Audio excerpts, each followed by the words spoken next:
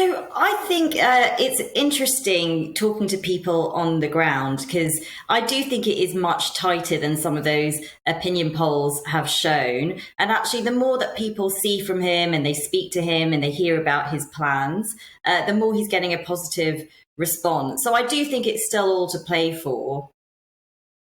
And a big passion of yours and something he is wanting to do is a transformation of sort of education, 17, 18-year-olds learning more sort of about maths. And I will also call it financial literacy too. Have you been key in sort of pushing this policy agenda forward because you've been working with them for some time?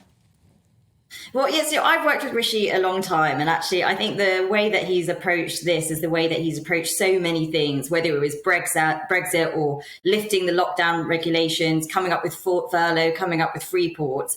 I think he is such an imaginative problem solver, and I am personally very passionate about maths. I studied maths, but I've also worked with lots of disadvantaged children in education over the years, and the thing that really gets me going on this is that maths is the highest value add course that you can do in terms of your future earnings. We know that there's lots of competitive sectors in this country that have got really good, high quality jobs ready to go, and they're desperate for people who are really good at maths, who've got really strong data skills. And actually, when you look at us comparatively as a country, about 70 to 80% of 17-year-olds in Northern Europe are studying maths. And actually, in this country, it's more like 20 to 25% because we have the A-level system, so people specialise much earlier on. So one of the things that Rishi was talking about is just broadening out that experience so that when you're 17, 18, you still have some of these core subjects which are hugely in demand. And the point of it is to get people into those high quality jobs, to make sure that our competitive sectors stay competitive and that people are getting these decent wages which are out there and available now. I mean, that's one side of the argument, in a way, to get people into jobs. But for a lot of people, when I meet businesses, when I meet parents, when I meet sort of young people, they want maths that is relevant to them in everyday life. They're actually talking more about being financially literate, knowing about compound interest, knowing that if they take a loan out today, what it's going to mean tomorrow, about saving. Isn't this what's more important, especially as we come into a cost of living? It's making maths relevant to your everyday living.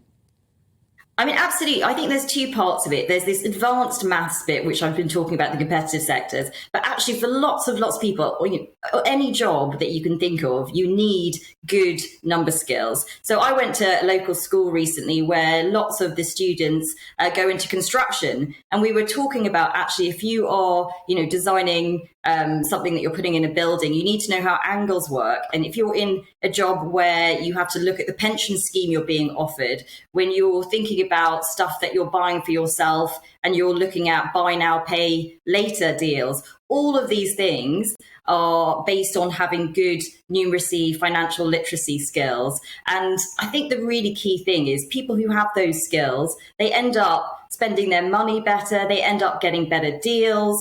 They can use those skills in their work, in their businesses, planning for the future. It's so important. And so that's why I think it's really good that we try and make sure that people have those basic math skills, and also that we've got people going into these advanced math skills, which are really useful as well. Claire, I guess the one thing that concerns me is that we'll be pushing this when people are 17, 18. And you know what? If they've lost their interest in maths, they've lost it at that age, and they'll probably just become disruptive in school, or maybe not bother to attend school if they're not interested at all. So why aren't we making it more intensive and more interesting when pupils are much younger? Because that's where you're losing children, I think.